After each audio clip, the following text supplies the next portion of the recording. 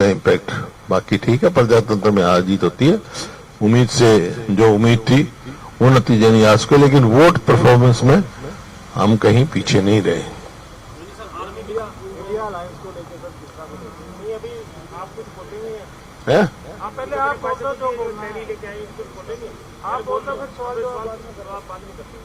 नहीं, वो तो कल जो डिस्कशन हुई थी उसकी बात थी।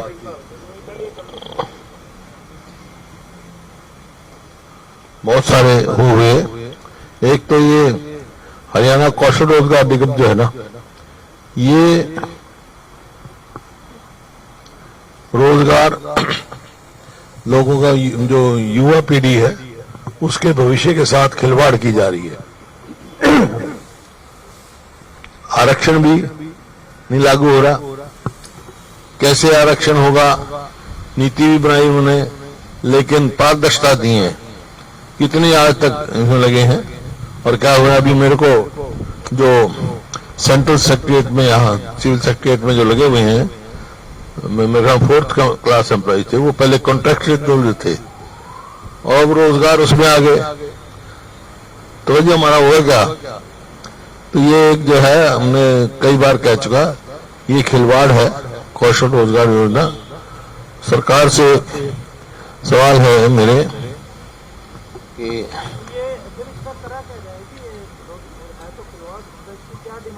बताऊंगा तो मेरी पूरी सुन ले, या तो फिर मैं पूछता हूं जब तक तुम बताओ। जब मैं करता हूं तो पीछे लग जाता है। सवाल बाद में जो हो तो पूछना। सरकार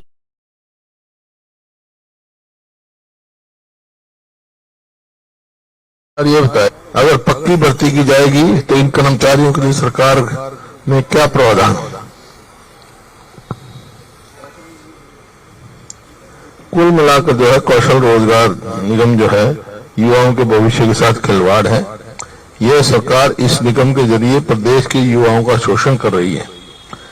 यह निगम भ्रष्टाचार अड्डा बन चुका है। आपने देखा वहां के IAS अफसर भी पकड़े गए उसी में, जिसकी सरकार स्वयं ठेकेदार में, खुद ठेकेदार कॉन्ट्रेक्चुअल सिस्टम खत्म करने के बहाने पे खुद सरकार ठेकेदार का काम करने लगी।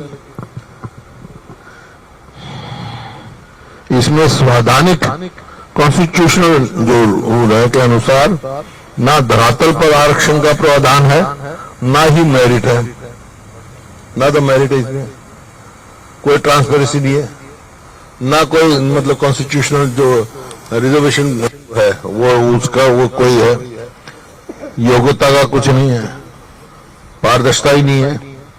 यहाँ पर जो मिनिस्टर बैठे हैं या कोई बैठे हैं सरकार में, उनके कहने से सिलेक्शन हो रही है। ये लोग अहंकार।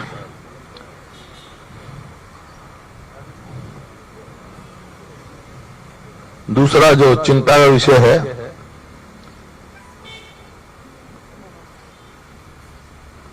वो जैसा जींद में हुआ, आज कैथल जिले में वोला चीका में हुआ, एक प्रिंसिपल पकड़ा गया। ये बड़ा चिंता का विषय है और इसी वास्ते हमने कहा कि भाई कोई इसकी इंक्वायरी CBI द्वारा की जाए ऊपर तक, क्योंकि अब समझ में नहीं आता। एक प्रिंसिपल पकड़ लिया, लेकिन ऐसे अगर घिनौने कार्य हो रहे हैं तो क्या स्टाफ के मेंबर उनको नहीं पता लगेगा।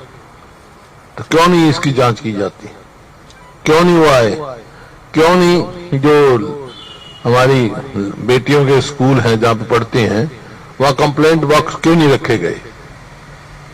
सीक्रेट कंप्लेंट बॉक्स का प्रावधान होना चाहिए, बता दें, तो वो सारे नहीं रख रहे हैं। तो इसकी और इसी प्रकार से जो तीसरी बार हूच हुआ है प्रदेश में नशे के, हूच जहरीली शराब से वहां यमुनानगर में, अंबाला में और उससे पहले पानीपत में हुआ। उस टाइम भी हमने कहा था कि भाई ये इसकी जांच होनी चाहिए इंडिपेंडेंट एजेंसी से, हाई कोर्ट के उसमें सुपरविजन में, क्योंकि इस पे तो SIT, इस पे तो किसी को विश्वास रहा नहीं, इनकी कोई आती नहीं, तय तक जाते नहीं। छोटी मछलियों पे गाज गिरती है।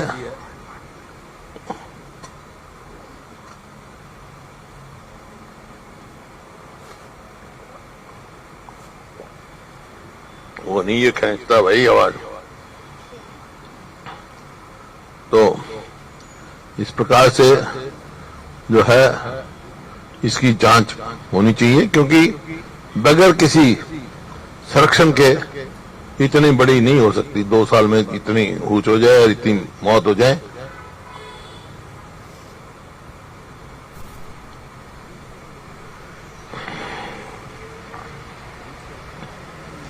और आपने देखा होगा एनसीआरबी के जो नए आंकड़े आए हैं उसमें फिर साफ हो गया है कि बीजेपी जेजेपी सरकार में बेटियां सुरक्षित नहीं है।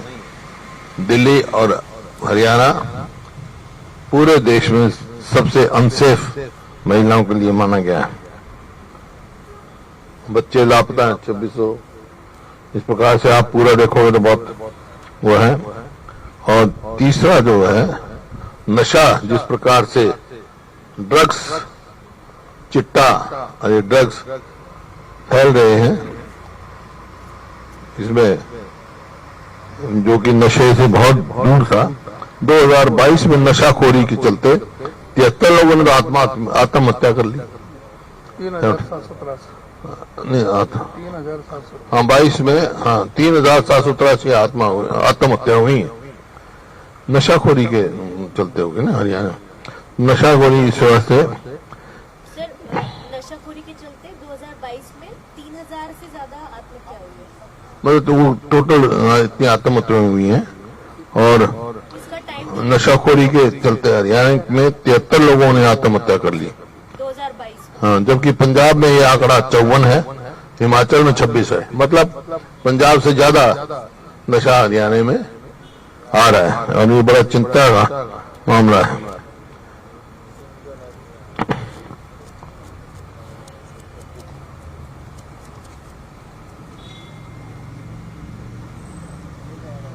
और ये कुल आत्महत्या हाँ, कुल आत्महत्याएं 3783 हुई ना उसमें। इसका मतलब ये है कि और इसमें जितनी आत्महत्या हुई हैं 61% लोग गरीब आदमी के हुए।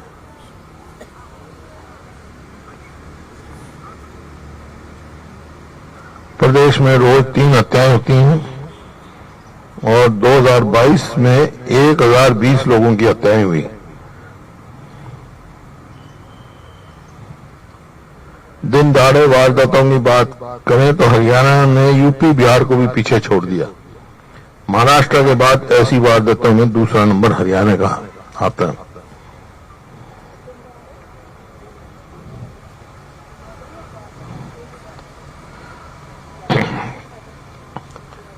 अब इनकी अचीवमेंट तो कुछ है नहीं, एक यात्रा शुरू कर रहे हैं,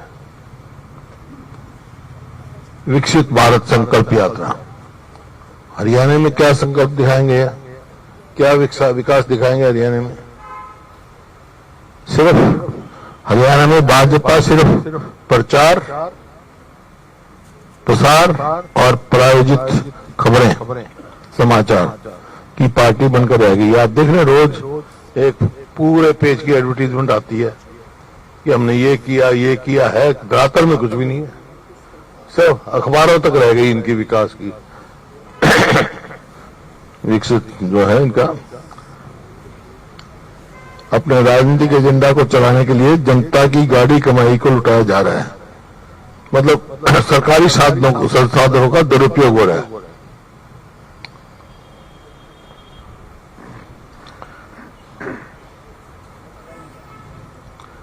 और स्कूल के बच्चों को से प्रचार करवाते हैं, कर्मचारियों का काम छुड़वाकर उन्हें प्रचार में लगाते हैं, जबकि उनका काम नहीं है। स्कूल टीचर्स का ये काम नहीं है। अब ये समझ में नहीं आया कि विकसित भारत का संकल्प हरियाणा में क्या लेके आएगा, हरियाणा में कौन सा संकल्प लेके आएगा विकास का? कोई एक भी अचीवमेंट नहीं है। कर्जा बढ़ाने के सिवाय उन्होंने काम किया नहीं। कोई धरातल पे कोई काम होता दिखाई नहीं दे रहा। और कर्जा 4 लाख करोड़ से ज्यादा हो गया। दातर पे कोई नहीं, अचीवमेंट कुछ नहीं। कहीं देखो आप, मुआवजा किसानों का नहीं मिला अब तक, जो उनका ड्यू है 400 करोड़ से ज्यादा, 487 करोड़ या कितना है पेंडिंग है, वो नहीं दे रहा। गन्ने का भाव पंजाब का हमारे से ज्यादा हो गया, जबकि पहले हरियाणा का सबसे ज्यादा होता था, और उसको उनकी पेमेंट नहीं मिल रही। स्कूलों की हालात मेरे को कहने की जरूरत नहीं है, हाई कोर्ट ने शीशा दिखा दिया पूरा, कितने जो टॉयलेट्स वगैरह का है सारा आपने देखा है। और एक भर्ती घोटाले के ऊपर घोटाला, अब तक कितने पेपर लीक हो, 30 के करीब मेरे ख्याल में पेपर लीक हो चुके हैं।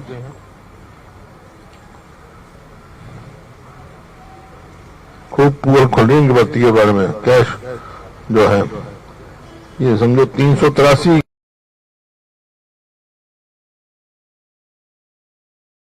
ये क्या है? जबकि भर्ती में बड़े पैमाने पर इनमें पेपर लीक से लेकर महाराष्ट्र के जो पेपर लीक हुआ है, महाराष्ट्र में जो 2017 में सवाल हुए थे, सवाल पूछे गए थे यूं का यूं 24 सवाल यहाँ वेटनरी उसमें दे दिए, सेम क्वेश्चंस।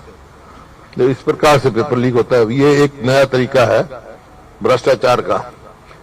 पेपर लीक करा दो, जिसको मदद करनी है उसको पहले बता दो पेपर हो गया, पेपर लीक 20 सवाल आएंगे।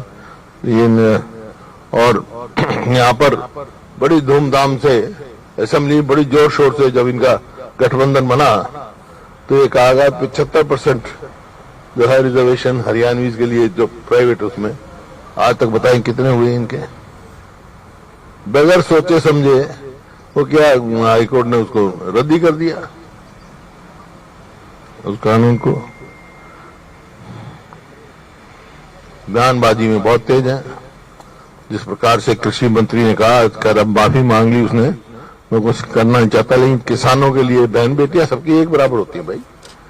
कोई भी जिम्मेवार पद पर बोलने से बैठकर बोलने से पहले सोचना चाहिए। सवाल इस बात का नहीं है, हर व्यक्ति को ये सोचना चाहिए कि वो क्या कहता है, ये नहीं है, ये सोच के नहीं क्या नहीं कहना है सोचना चाहिए। कुछ कह देते, कभी किसी मंत्री की, मुख्यमंत्री की कुछ आ जाता है, बगैर कुछ सोचे समझे ये बात चल रही है।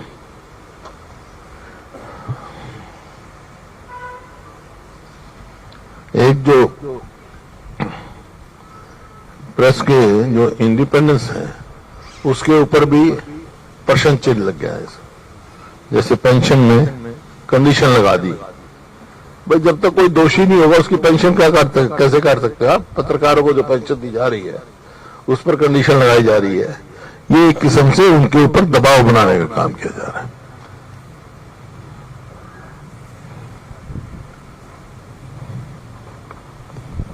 और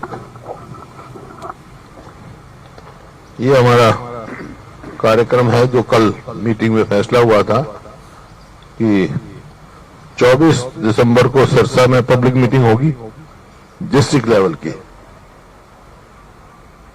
25 दिसंबर को सफेदों में असेंबली लेवल की जो हमारा कार्यक्रम चल रहा है ना, अध्यक्ष जी का वहां जन आक्रोश।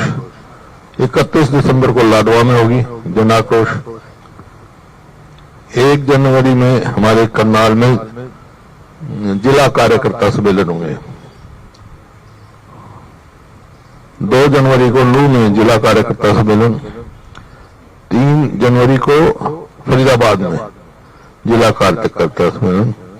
5 को नारनौल में और 6 को गुड़गांव में। ये सब डिस्ट्रिक्ट वर्कर्स की वो है। और 7 जनवरी को जन आक्रोश बड़ौदा हल्के में। 9 जनवरी को जिला कार्यकर्ता सम्मेलन दादरी। 10 को कुरुक्षेत्र। 21 को जन आक्रोश मौलाना पब्लिक मीटिंग। 4 को तिगांव में पब्लिक मीटिंग जन आक्रोश है। 28 जनवरी बादली पब्लिक मीटिंग। ये हल्के वाइज पब्लिक मीटिंग है, हल्के लेवल की। और 4 जनवरी को तिगांव में, 4 फरवरी तिगांव। 10 फरवरी कलायत 11 फरवरी होडल, 17 फरवरी स्टेट लेवल का बैकवर्ड सम्मेलन, बैकवर्ड क्लासेस का सम्मेलन होगा हिसार में, और 18 फरवरी को पब्लिक मीटिंग महेंद्रगढ़ में, और 24 फरवरी को स्टेट लेवल पे रविदास जयंती है उस दिन जज्जर में मनाई जाएगी। ये कार्यक्रम कल तय हुए हैं हमारे।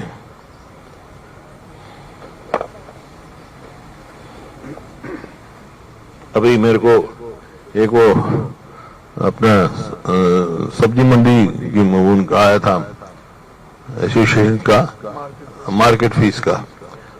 हमने सब्जी मंडी की मार्केट फीस माफ कर रखी थी, इन्होंने लगा दी 2%, अब और लगा दी। इतने जो पिछले साल जमा दिया था उसमें 20% ऐड करके दो, तो सब्जी पहले ही महंगी हो रही है। हमारी सरकार आएगी तो हम वही काम करेंगे ताकि गरीब आदमी सस्ती, सबको सस्ती सब्जी मिल सके।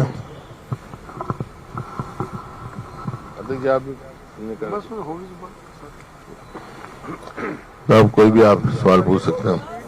राज्यों के नतीजे आए से जुड़ा ही सवाल था सर। हाँ, इसमें कुछ लीडर्स ने, कांग्रेस के बड़े नेताओं ने ईवीएम को लेकर सवाल उठाए थे। आपका क्या इस पर मानना है सर? ईवीएम से चुनाव कराना सही है, आपको लगता है इसमें बदलाव? देखिए वो तो पहले भी जब कपिल सिब्बल कांग्रेस में थे उस टाइम से चर्चा चल रही है, तो इसकी कहीं ना कहीं तो संतुष्टि होनी चाहिए। मैं अभी इस बारे में ज्यादा वो नहीं कह सकता, लेकिन कोई सवाल खड़ा होता है तो सरकार को चाहिए उसका स्पष्टीकरण दें। अब कल या परसों बहुत वो निकल रहा था कि भाई वोट पोल्ड और वोट काउंट में बहुत अंतर है, ये कई सवाल हैं, वो तो देखने जवाब दें।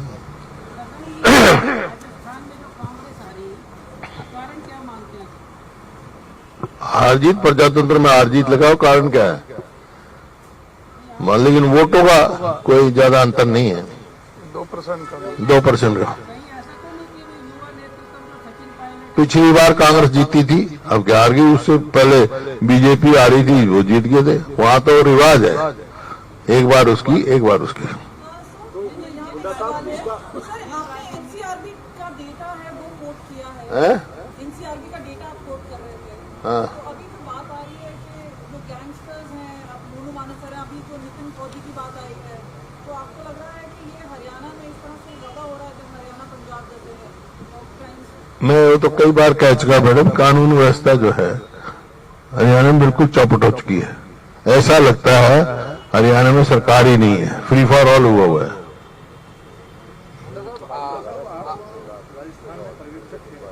अभी जो चुनाव परिणाम आने के बाद विश्लेषकों ने कहा है कि गहलोत सरकार योजनाएं लाई, लेकिन उन्होंने कार्यकर्ताओं की उपेक्षा की गई राजस्थान कांग्रेस में। क्या मानते हैं कुछ ऐसा फैक्टर है? अगर कार्यकर्ताओं की उपेक्षा होती तो इतनी वोट कैसे आती है? वो तो और बहुत कारण होते हैं भाई। INDI अलायंस के ऊपर आपकी क्या प्रतिक्रिया है? क्योंकि लगातार देख रहे हैं इलेक्शंस के रिजल्ट के बाद कहीं ना कहीं कई लीडर्स है वो इग्नोर कर रहे हैं, और तेलंगाना में आज वो कह रहे हैं कि ऑपोजिशन पार्टीज के जो INDI के जो बड़े लीडर थे वो नहीं पहुंचे वहां तेलंगाना में। कैसे देखते हैं? वो तो बहुत सेरेमनी है, लेकिन वो वहाँ डिनर पे तो पहुंचे हुए थे खड़गे जी के कल। ये तो है, ये अच्छा कदम है। आप देखो आगे उम्मीद है कि मजबूत बनेगा ये संगठन। हरियाणा में सब क्या रहेगा? हरियाणा में तो कांग्रेस जीतेगी। आप मिलकर लड़ेंगे कि एनडीए अलायंस में आम आदमी पार्टी की दूसरी पार्टी? जिसका कोई फार्मूला बनेगा, कोई होगा, डिस्कशन होगी भी किसको क्या देना चाहिए, उसके बेसिस क्या होने चाहिए, उसके बाद ही कोई होगा। कोई तुम्हारी स्ट्रेंथ होगी तो तुम्हारी कितनी स्ट्रेंथ है, कितना तुम्हारा वो बनता है, उसके हिसाब से होती हैं बातें। सीट आप तो सीट एडजस्टमेंट की बात कर रहे हो, सीट एडजस्टमेंट जो है वो बाद की बात है, वो तो आपकी स्ट्रेंथ देखी जाएगी कितनी क्या है। सर छत्तीसगढ़ जो पुराना तो एक सीधा रख लेना, कभी आवाज आती है कभी कट रही है। हाँ, ये मेरा है तो फिर तू भी तो अब मेरा है, लेकिन दे भाई उसको दे दे यार, या तो दूसरा दे, आवाज साफ नहीं आ रही उनकी। हाँ, छत्तीसगढ़, मध्य प्रदेश, राजस्थान, ये है कांग्रेस ने पुराने और बुजुर्ग चेहरे आगे रखे, अगर युवा नेतृत्व आगे रखता तो कोई असर पड़ता सर? तेरे हाइपोथेटिकल सवाल होते सारे, होता ये होता नहीं होता, ये होगा कि नहीं होगा, नहीं जो हो गया वो हो गया।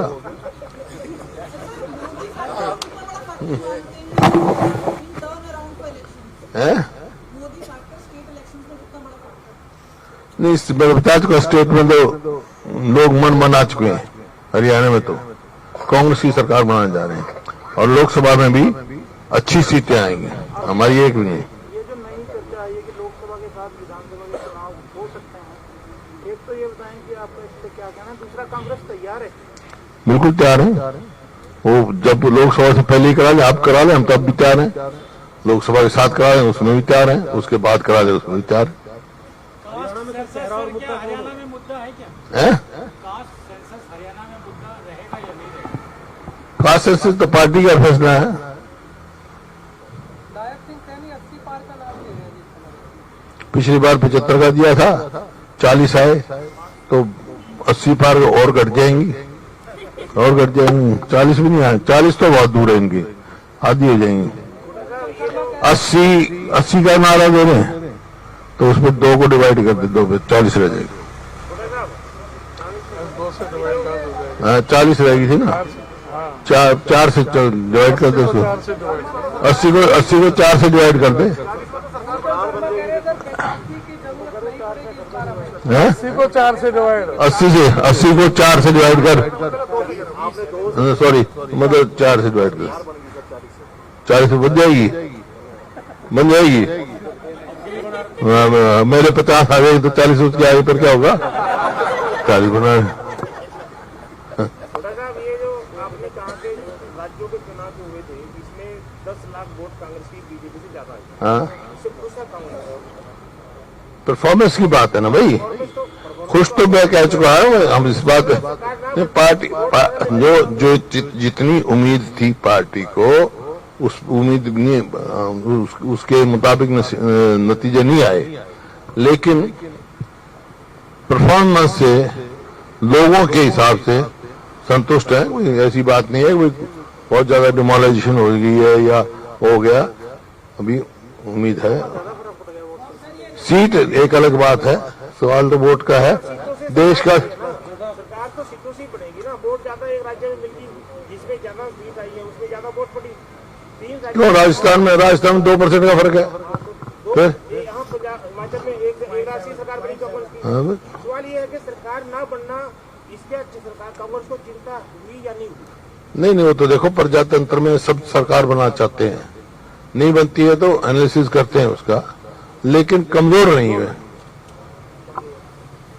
जेजेपी की शिवरा से जो कैंडिडेट थे उनकी जमानत जब्त होगी, वो कह रहे थे कि सत्ता की चाबी राजस्थान की हमारे पास है। टूट गई चाबी। सर एक प्रधानमंत्री ने एक अभी नया फॉर्मूला निकाला है, रोडवेज की बसें, हैं? हरियाणा की रोडवेज जो बसें हैं, अब वो शादी समारोह में भी आम आदमी बुक कर सकेंगे, शादी समारोह हो, उसको भी सामाजिक कार्यक्रम हो। कैसा देखते हैं? देखिए, बसें घटा दी, लोग परेशान हैं और घट जाएंगी, लोगों की परेशानी से ज्यादा मतलब नहीं, ज्यादा नहीं है, पहले से घटी हुई है बसें, 2014 से भी कम है बसें।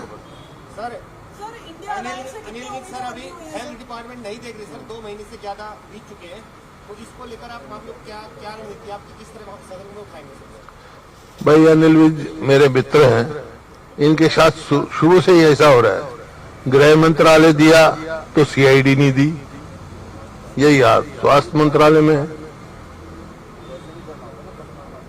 नहीं, वो सवाल ये है कि क्या एक मंत्री, कैबिनेट मंत्री अपने विभाग की फाइल ना देखे, ये तो किसकी जिम्मेवारी है भाई?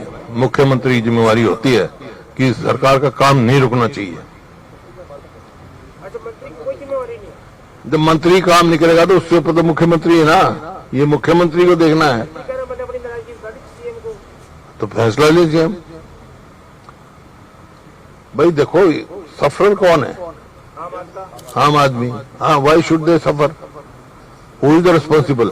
हेड ऑफ द गवर्नमेंट, विपक्ष क्या है, चीफ मिनिस्टर। क्या कह रहा है सीएम ले, विपक्ष भी नहीं लेना चाहिए ना, विपक्ष तो ये कह रहा है सरकार जो है फैसले लेने के काबिल ही नहीं है, ये तो सरकार विफल सरकार है। तो ऐसे तो हम बहुत सारे हो रहे हैं, कोई काम कर रहे हैं। हाउस में उठाएंगे भी। हाँ, हाउस में भी उठेगा मामला। पूरा ये जो आपने अभी कल कार्यक्रम लगभग लोकसभा के चुनाव से पहले तक का कार्यक्रम लगभग चाकोट हो गया। नहीं, अभी तो 24 फरवरी तक है। 4-5 मार्च को लग जाती है। नहीं, 16 मार्च को लगती है। 4 से 16 के बीच में कोई इसमें और भी ऐड हो जाएंगे, अभी तो प्रोग्राम ही चल रहा है। पक्ष आपके पक्ष के मतलब एक रह गया सिर्फ रोहतक लोकसभा, वो तो इसमें सर अभी भी रह रहा है भाई। ये झज्जर में प्रदेश वो है ना जयंती, रविदास जयंती है जयजर में। कांग्रेस विधायक दल का और प्रदेश कांग्रेस का फैसला है, कांग्रेस विधायक दल का है। नहीं, प्रदेश का अध्यक्ष भी थे कांग्रेस मिलके। पीसीसी और सीएलपी का मिलके। तो कुमारी सैलजा जो अभी 10 लोकसभा क्षेत्रों में यात्राएं करेगी, करो। उन्होंने कहा है कि मैं दूसरे नेताओं को मतलब खासकर जो मुझे नहीं बुलाते हैं उनके कार्यक्रम में सबको बुलाते हैं। ये हमारे ये जवाब दे दीजिए, बता दे। आप कहना कि भी हम तो बुलाते हैं, मुझे पता था आपका जवाब यही है, हम तो बुलाते हैं। वो कहते हैं हमें बुलाते ही नहीं। बोल आप कहते हैं अब वो तेरी मर्जी है, किसको सच्चा मानता है किसको झूठा मानता है, तो फैसला कर ले। ये कोई बात है? जो मैं कहूँ वो मेरी सुनो। मेरा सवाल इस आगे का है। हाँ, आगे का पूछ ले। कुमारी सैलजा की 10 लोकसभा की यात्राएं हैं, तो कांग्रेस की है या कुमारी सैलजा की है? देखिए, ऐसा है, सब कांग्रेस में है, सबको पार्टी मजबूत करने का अधिकार है। कोई कैसे करे तो कोई करे, अच्छा है। जहां तक सवाल है कार्यक्रम का और उनके जो कह रहे हैं सबको बुलाएंगे, नहीं यात्रा करें, कोई बात नहीं, सबको अधिकार है। आपको भी, मैं तो आज कांग्रेस में हो गया, मैं यात्रा करूंगा, कोई नहीं रोकेगा आपको। कांग्रेस का प्रचार करने में कोई नहीं रोकेगा आपको। तो कोई प्रदेश कांग्रेस की सहमति नहीं, इसमें कोई सहमति नहीं। कोई आपके विपक्ष आपके कार्यक्रम को कहा था प्रदेश कांग्रेस का कार्यक्रम नहीं है, हमने तो कोई सहमति नहीं दी आपके कार्यक्रम, तो ये बोल दिया दोनों ने। कब बोल दिया? कितनी बार तो कहा आपने, कहा ये कांग्रेस विधायक दल का फैसला है, विपक्ष आपके पक्ष का। हाँ, हमने जो कुमारी सैलजा प्रदेश अध्यक्ष में कहते तो जिसका फैसला था वो था। कांग्रेस विधायक दल भी कांग्रेस का एक अंग है, समझे। लेकिन कहीं भी जो मेरे को इनवाइट करेगा और कांग्रेस का अधिकृत कार्यक्रम होगा तो मैं उसमें जाऊंगा। यही तो सवाल था, अधिकृत भाई मैं जवाब दे दिया तेरे को, जवाब दे दिया यार, बहस की बात नहीं होती। नहीं डॉक्टर साहब, आप देखो, आप भी एक सीनियर पत्रकार हो, आप आर्गुमेंट नहीं किए जाते। जो मेरे को जवाब देना था मैंने दे दिया आपको, दैट्स ऑल। हाँ, बदलेगा जो अधिकृत कार्यक्रम होगा वो प्रदेश कांग्रेस के द्वारा जो दिए गए कार्यक्रम वो अधिकृत बने करेंगे। ऐसा है, पहले तो आप ये कह रहे थे ना कि भाई वो ये कहते हैं कि हमें नहीं बुलाया। राइटिंग में हमने बाकायदा टेलीफोन के साथ साथ लेटर भी हमने भेजे और उनसे कहा है कि ये प्रोग्राम इस तरह से विपक्ष आपके समक्ष, और आप उसमें आइए, आपकी पूरी तरह से व्यवस्था की जाए। उसका प्रभारी को भी और जनरल सेक्रेटरी ऑर्गेनाइजेशन को भी और कांग्रेस प्रेसिडेंट को भी इंफॉर्मेशन काफी जाती है। एक तो इस बात जो आप कह रहे हैं ना भाई कौन सच्चा है कौन झूठा है, पहले तो ये बिल्कुल निकाल दो कि ठीक है हमने राइटिंग में भेजे हैं, पहली बात। दूसरा यार जो ना वो जो अपनी बात को हमारे मुंह से क्यों कहलवाना चाह रहे हो आप? इस बात को आप कहो, आप जो हम कह रहे हैं आप उसको सुनो, बस उसको सुनो जो हम कह रहे हैं, आप अपनी बात को जो ना कहें। दूसरा यह है कि कोई कांग्रेस जन कोई भी अगर कांग्रेस के लिए काम कर रहा है तो करे, जहां तक पीसीसी और सीएलपी प्रोग्राम बना रहे हैं। और ये जो